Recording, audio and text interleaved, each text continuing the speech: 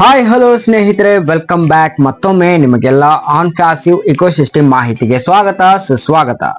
ಸ್ನೇಹಿತರೆ, ವಿಷಯ ಶುರು ಮಾಡೋಕ್ಕೂ ಮುಂಚೆ ನಿಮ್ಮ ಮನದಾಳದ ಮಾತುಗಳನ್ನ ನಾನು ಈಗಲೇ ಅರ್ಥ ಮಾಡ್ಕೊಂಡಿದ್ದೀನಿ. ನಿಮ್ಮೆಲ್ಲರ ತಲೆಯಲ್ಲಿ ಸಾವಿರಾರು ಪ್ರಶ್ನೆಗಳು ಇದೆ ಅಂತಾನು ಕೂಡ ನನಗೆ ಗೊತ್ತು. ಆದ್ರೂ ಕೂಡ ಎಲ್ಲರೂ ಪ್ರತಿ ಅಪ್ಡೇಟ್ಗೋಸ್ಕರ ಕಾಯ್ತಾ ಇದ್ದೀರಾ ಅಂತನೂ ಕೂಡ ನನಗೆ ಅರ್ಥ ಆಗುತ್ತೆ. ಸುಮಾರು ದಿನ ಆದ್ರೂ ಕಂಪನಿ ಕಡೆಯಿಂದ ಅಪ್ಡೇಟ್ಸ್ ಬಂದಿಲ್ಲ. ಆಶ್ ಅವರು ಎಲ್ಲಿದ್ದಾರೆ, ಏನ್ ಮಾಡ್ತಾ ಇದ್ದಾರೆ, ಕಂಪನಿಯಲ್ಲಿ ಏನಾಗ್ತಾ ಇದೆ ಅಂತ ಕೂಡ ಯಾರಿಗೂ ಗೊತ್ತಿಲ್ಲ. ನವೆಂಬರ್ 2ನೇ ತಾರೀಕಿಗೆ ಹಾಕಿದ ಅಪ್ಡೇಟ್ ನಲ್ಲಿ ಏನೂ ಕೂಡ ಬದಲಾವಣೆ ಬಂದಿಲ್ಲ. 2 ವಾರಗಳ ಬಳಿಕ ನಿಮ್ಗೊಂದು ಅಪ್ಡೇಟ್ಸ್ ಬರುತ್ತೆ ಅಂತ ಹೇಳಿದ ಸಿಇಒ ಇಲ್ಲಿಯವರೆಗೂ ಯಾವುದೇ ರೀತಿಯ ಕಿಂಚು ಮಾಹಿತಿ ಕೂಡ ಸಿಕ್ಕಿಲ್ಲ. ಇನ್ನು ಸೋಷಿಯಲ್ ಮೀಡಿಯಾಗಳಲ್ಲಿ ಅಥವಾ ಫೌಂಡರ್ಸ್ ಲೀಡರ್ಸ್ ಗಳಾಗಿರ್ಲಿ ಹಲವಾರು ಪೋಸ್ಟ್ ಗಳನ್ನ ಹಾಕ್ತಾ ಇರ್ತಾರೆ, ನಮಗೆಲ್ಲ ಗೊತ್ತಿರೋ ವಿಚಾರ. ಆದ್ರೆ ಅವೆಲ್ಲ ಸತ್ಯವಾಗಿರೋ ಸುದ್ದಿಗಳ ಅಥವಾ ಬೇರೆ ಕಡೆಯಿಂದ ಬಂದಿರುವ ಸಂದೇಶಗಳನ್ನೇ ಶೇರ್ ಮಾಡ್ತಾ ಇದ್ದಾರಾ ಅಥವಾ ಫಾರ್ವರ್ಡ್ ಮಾಡ್ತಾ ಇದ್ದಾರಾ ಎನ್ನುವ ಪ್ರಶ್ನೆಗಳಿಗೆ ನನ್ನ ಹತ್ರ ಉತ್ತರ ಇಲ್ಲ. ಇನ್ನು ಇವುಗಳ ಮಧ್ಯೆ ಆನ್ಫ್ಯಾಸಿವ್ನ ಮುಖ್ಯ ಲೀಡರ್ಸ್ ಗಳು ಕಳಿಸುವ ಕೆಲವು ವಿಷಯಗಳು ಗುಪ್ತವಾಗಿದ್ದರು ಅಥವಾ ಸತ್ಯವಾಗಿದ್ದರು ಕಂಪನಿಗೆ ವಿಷಯ ಹತ್ತಿರ ಇದೆ ಎಂಬುದು ಸಾಬೀತುಪಡಿಸಿದ ನಂತರ ಈ ವಿಡಿಯೋ ಮಾಡ್ತಾ ಇರೋದು. ಹಾಗಾದ್ರೆ ಭಾರತ ಕೆಲವು ಅಗ್ರಿಮೆಂಟ್ ಗಳನ್ನ ಒಪ್ಕೊಂಡಿದೆ.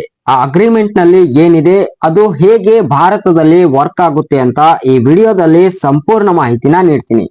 ಈಗಾಗಲೇ ಹೇಳಿದ ಹಾಗೆ ನನ್ನ ವಿಡಿಯೋ ನಾನು ನೀಡ್ತಾ ಇರೋ ಮಾಹಿತಿ ನಿಮಗೆ ನಿಜ ಅನ್ಸಿದ್ರೆ ಮಾತ್ರ ಈ ವಿಡಿಯೋನ ಕಂಪ್ಲೀಟ್ ಆಗಿ ನೋಡಿ. ಜೊತೆಗೆ ಆನ್ಫ್ಯಾಸಿವ್ ಮೇಲೆ ತುಂಬಾ ನಂಬಿಕೆ ಇರೋರು ಕೂಡ ಸಂಪೂರ್ಣವಾಗಿ ಈ ವಿಡಿಯೋನ ನೋಡಿ, ಹಾಗೆ ಸಪೋರ್ಟ್ ಮಾಡಿ.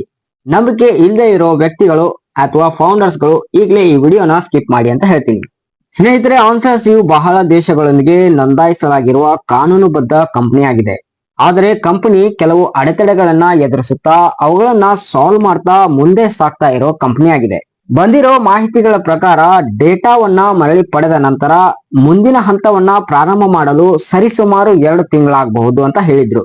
ಆ ತಿಂಗಳುಗಳು ಕಂಪನಿ ಸುಖ ಸುಮ್ಮನೆ ಕಾಲಹರಣ ಮಾಡುವುದಿಲ್ಲ, ಪ್ರತಿದಿನವೂ ತಮ್ಮದೇ ಆಗಿರುವ ಕೆಲಸಗಳಲ್ಲಿ ಕಾರ್ಯನಿರ್ವಹಿಸುತ್ತಾ ಇರುತ್ತೆ ಅಂತ ಕೂಡ ಹೇಳಿದ್ರು. ರೆಡ್ಫರ್ನ್ ಅವರ ಹೇಳೋ ಪ್ರಕಾರ ಆನ್ಫ್ಯಾಸಿವ್ ಪ್ರತಿಯೊಂದು ಐಡಿ ಕೂಡ ಅಂದ್ರೆ ಫೌಂಡರ್ ಐಡಿ ಕೂಡ ಒಂದೊಂದು ಐಡಿ ಕೂಡ ಸ್ವತಂತ್ರವಾದ ಬಿಸಿನೆಸ್ ಐಡಿ ಆಗಿರುತ್ತದೆ. ಪ್ರತಿ ಐಡಿಯಲ್ಲಿ ಬೃಹತ್ ಮಟ್ಟದಲ್ಲಿ ವ್ಯವಹಾರ ಕೂಡ ನಡೆಯುತ್ತದೆ. ಇನ್ನು ದೊಡ್ಡ ಮಟ್ಟದ ಆದಾಯ ಕೂಡ ನೀವು ನೋಡ್ಲಿಕ್ಕಿದ್ದೇವೆ ಅಂತ ಕೂಡ ಹೇಳಿದ್ರು. ಕಂಪನಿ ಈಗಾಗಲೇ 2ನೇ ಹಂತಕ್ಕೆ ಸಿದ್ಧಪಡಿಸಿದ್ದಾರೆ. ನಿಮ್ಮೆಲ್ಲರ ಏಳಿಗೆಗೆ ಒಳ್ಳೆಯ ವೇದಿಕೆ ಸಜ್ಜಾಗ್ತಾ ಇದೆ ಅಂತ ಕೂಡ ಹೇಳ್ತಾ ಇದ್ರು. ಏನು ರೆಡ್ಫರ್ನ್ ಅವರ ರಿಕ್ವೆಸ್ಟ್ ಪ್ರಕಾರ ಇವಾಗ ಎಲ್ಲರಿಗೂ ಸಮಯವಿದೆ. ಎಲ್ಲರೂ ಕಂಪನಿಯ ಉತ್ಪನ್ನಗಳು ಹಾಗೂ ಸೇವೆಗಳ ಬಗ್ಗೆ ಎಷ್ಟು ಸಾಧ್ಯವೋ ಅಷ್ಟು ತಿಳಿದುಕೊಳ್ಳಲು ಪ್ರಯತ್ನಿಸಿ. ಮುಂದೆ ಬಿಸಿನೆಸ್ ಶುರುವಾದಾಗ ನೀವೆಲ್ಲರೂ ತುಂಬಾನೇ ಬಿಜಿ ಆಗ್ತೀರಾ ಅಂತ ಹೇಳ್ತಾ ಇದ್ರು.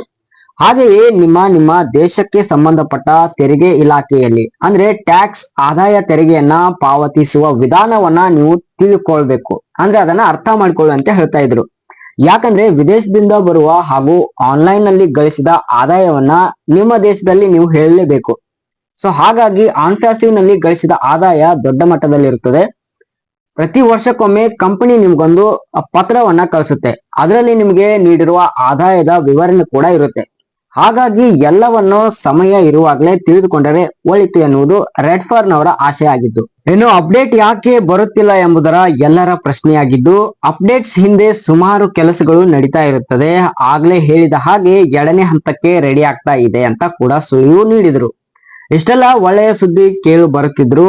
ಕೆಲವು ಭಾಗಗಳಲ್ಲಿ ಇನ್ನು ಕೆಲವು ಸೋಷಿಯಲ್ ಮೀಡಿಯಾಗಳಲ್ಲಿ ತಮ್ಮ ಐಡಿಗಳನ್ನ ಸೇಲ್ ಮಾಡ್ತಾ ಇದ್ದಾರೆ ಎನ್ನುವ ಮಾಹಿತಿ ಕೂಡ ಕೇಳಿ ಬರ್ತಾ ಇದ್ದು, ಅಂತವರಿಗೆ ನನ್ನ ಸ್ಟೈಲ್ ಅಲ್ಲಿ ಹೇಳೋದಾದ್ರೆ ಆನ್ಫ್ಯಾಸಿವ್ ಫೌಂಡರ್ ಐಡಿಗಳನ್ನ ಮಾರಾಟ ಮಾಡ್ತಾ ಇರುವ ಶತಮೂರ್ಖರೇ. ಇಷ್ಟು ವರ್ಷ ಕಾದು ಕುಳಿತು ಕನಸುಗಳನ್ನ ಕಟ್ಟಿಕೊಂಡು ನಿಮ್ಮ ಐಡಿಗಳನ್ನ ಈಗ ಮಾರಿದ್ರೆ ನಿಮ್ಮ ಕನಸುಗಳು ಏನು ಸಕ್ಸಸ್ ಆಗೋದಿಕ್ಕೆ ಸಾಧ್ಯ ಇಲ್ಲ. ಅದರ ಬದಲಿಗೆ ನೀವು ಮತ್ತೆ 5 ವರ್ಷ ಹಿಂದೆ ಹೋಗ್ಬೇಕಾಗುತ್ತೆ. ಸೊ ಚಿಕ್ಕದಾಗಿ ಯೋಚನೆ ಮಾಡಿ. ಈಗ ನೀವು ಐಡಿಯನ್ನ ಮಾರಾಟ ಮಾಡ್ತಿದ್ರ ಅಂದ್ರೆ ಅದನ್ನ ತಗೊಳ್ಳೋ ವ್ಯಕ್ತಿ ನಿಮ್ಮನ್ನ ಕೇಳ್ತಾನೆ, ಯಾಕೆ ನೀವು ಐಡಿಯನ್ನ ಮಾರ್ತಾ ಇದ್ದೀರಾ ಅಂತ. ಅವಾಗ ನೀವು ಅವರ ಮುಂದೆ ನಂಬಿಕೆ ಇಲ್ಲ ಅಂತ ಹೇಳ್ತೀರಾ. ನೀವೇ ನಂಬದೇ ಇರೋ ಕಂಪನಿ ಇನ್ನೊಬ್ಬ ಅದನ್ನ ಹೇಗೆ ತಗೊಳ್ಳೋಕೆ ಸಾಧ್ಯ? ಸೊ ಮಾರಿದ್ರೆ ಮಾರಿ, ಲಾಸ್ ಆಗೋದು ನಿಮ್ಗೇನೆ. ಇನ್ನು ಫೌಂಡರ್ಸ್ ಗಳಿಗೆ ಪ್ರಮುಖವಾಗಿರುವ ಮೆಸೇಜ್ ಇದಾಗಿದೆ. ಸ್ಕ್ರೀನ್ ಮೇಲೆ ಬರ್ತಿರೋ ಈ ನಂಬರ್ ಗಳಿಂದ ನಿಮ್ಗೆ ಕರೆ ಬರುತ್ತಿದ್ರೆ ಅಥವಾ ಕಾಲ್ ಬರುತ್ತಿದ್ರೆ ಖಂಡಿತ ಅದನ್ನ ರಿಸೀವ್ ಮಾಡಬೇಡಿ. ನಿಮ್ಮ ಐಡಿ ಬಗ್ಗೆ ಮಾಹಿತಿ ಕೇಳ್ತಾರೆ, ಆನ್ ಪ್ಯಾಸಿವ್ ಬಗ್ಗೆ ಮಾಹಿತಿಯನ್ನ ಕೇಳ್ತಾರೆ. ಅದೆಲ್ಲ ಒಂದು ಸ್ಕ್ಯಾಮ್. ಹಾಗಾಗಿ ಅದರಿಂದ ಯಾವುದೇ ಯೂಸ್ ಇಲ್ಲ. ಹಾಗಾಗಿ ಸ್ಕ್ರೀನ್ ಮೇಲೆ ಬರ್ತಾ ಇರೋ ಈ ನಂಬರ್ಗಳನ್ನ ಗಮನಿಸಿ.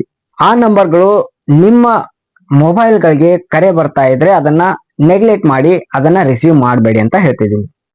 ಇನ್ನು OS ನಲ್ಲಿ ಗಮನಿಸಬಹುದು 249 ಅಂತಾರಾಷ್ಟ್ರೀಯ ಭಾಷೆಗಳನ್ನ ನೀವು ಅಲ್ಲಿ ಕಾಣಬಹುದು. ಮುಂದಿನ ದಿನಗಳಲ್ಲಿ ಹೆಚ್ಚಿನ ಭಾಷೆಗಳು ಸೇರಿಸಲಾಗುವುದು ಅಂತ ರೆಡ್ಫರ್ನ್ ಅವರು ಹೇಳ್ತಾ ಇದ್ರು. ಇನ್ನು OS ಲಾಗಿನ್ ಪ್ರೊಸೆಸ್ ಭೋಜ್ಪುರಿ ಭಾಷೆಯಲ್ಲಿ ಕೂಡ ಓಪನ್ ಮಾಡಬಹುದು. ಪ್ರಪಂಚದ ಮೂಲೆ ಮೂಲೆಯಲ್ಲಿರುವ ಸ್ಥಳೀಯ ಭಾಷೆಯ ಮೂಲಕ ತಲುಪಲು ಆನ್ ಪ್ಯಾಸಿವ್ ಸಿದ್ಧವಾಗಿದೆ. On passive is fully ready for its phase 2, which includes fund withdrawals, incentives, bonus, traffic and much more. ಹೀಗಂತಂದ್ರೆ ನಿಧಿ ಹಿಂಪಡೆಯುವಿಕೆಗಳು, ಪ್ರೋತ್ಸಾಹಗಳು, ಬೋನಸ್ಗಳು, ಟ್ರಾಫಿಕ್ ಮತ್ತು ಹೆಚ್ಚಿನವುಗಳನ್ನ ಒಳಗೊಂಡಿರುವ ಹಂತ ಅಂದ್ರೆ ಅದು 2ನೇ ಹಂತ. ಇದು ಸಂಪೂರ್ಣವಾಗಿ ಸಿದ್ಧವಾಗಿದೆ ಅಂತ ಕೂಡ ಹೇಳ್ಬೋದು. ಇನ್ನು ಆನ್ ಪ್ಯಾಸಿವ್ ನ OS ನಲ್ಲಿ ಫ್ರೀಕ್ವೆಂಟ್ಲಿ ಆಸ್ಕ್ಡ್ ಕ್ವಶನ್ ಅನ್ನೋದನ್ನ ಆಡ್ ಮಾಡಿದ್ದಾರೆ. ಇದರಲ್ಲಿ ಕೆಲವು ವಿಷಯಗಳು ತುಂಬಾನೇ ಚರ್ಚೆ ಮಾಡುವಂತಹ ವಿಷಯವಾಗಿದ್ದು, ಇದರ ವೈಶಿಷ್ಟ್ಯತೆ ಏನು ಅಂತ ಮುಂದಿನ ವಿಡಿಯೋದಲ್ಲಿ ಮಾಹಿತಿ ನೀಡ್ತೀನಿ ಅಂತ ಹೇಳ್ತಾ, ಈ ಮಾಹಿತಿ ನಿಮ್ಗೆ ಇಷ್ಟ ಆಗಿದೆ ಅಂತ ಹೇಳ್ತಾ ಈ ವಿಡಿಯೋನ ಇಲ್ಲಿಗೆ ಮುಗಿಸ್ತಾ ಇದ್ದೀನಿ. ಪೂರ್ತಿಯಾಗಿ ವಿಡಿಯೋ ನೋಡಿದ ಎಲ್ಲರಿಗೂ ವಿಭಿನ್ನ ರಾಗ ಚಾನೆಲ್ ಕಡೆಯಿಂದ ತುಂಬಾ ಧನ್ಯವಾದ ಹೇಳ್ತೀನಿ. ಈ ಮಾಹಿತಿ ನಿಮ್ಗೆ ಇಷ್ಟ ಆಗಿದ್ರೆ ಖಂಡಿತ ಸಬ್ಸ್ಕ್ರೈಬ್ ಮಾಡ್ಕೊಂಡು ಸಪೋರ್ಟ್ ಮಾಡಿ. ಹಾಗೆ ಆನ್ ಪ್ಯಾಸಿವ್ ಮಾಹಿತಿ ಇಷ್ಟ ಆದಲ್ಲಿ ಅಥವಾ ಮಾಹಿತಿ ಬೇಕಾದವರು ಡಿಸ್ಕ್ರಿಪ್ಷನ್ ನಲ್ಲಿ ವಾಟ್ಸ್ಆಪ್ ಗ್ರೂಪ್ ಮತ್ತು ಟೆಲಿಗ್ರಾಮ್ ಲಿಂಕ್ ಅನ್ನ ಹಾಕಿರ್ತೀನಿ. ಇಂಟ್ರೆಸ್ಟ್ ಇರೋರು ಜಾಯಿನ್ ಆಗಿ ಅಂತ ಹೇಳ್ತಾ ಈ ವಿಡಿಯೋನ ಮುಗಿಸ್ತಾ ಇದ್ದೀನಿ. Thank you.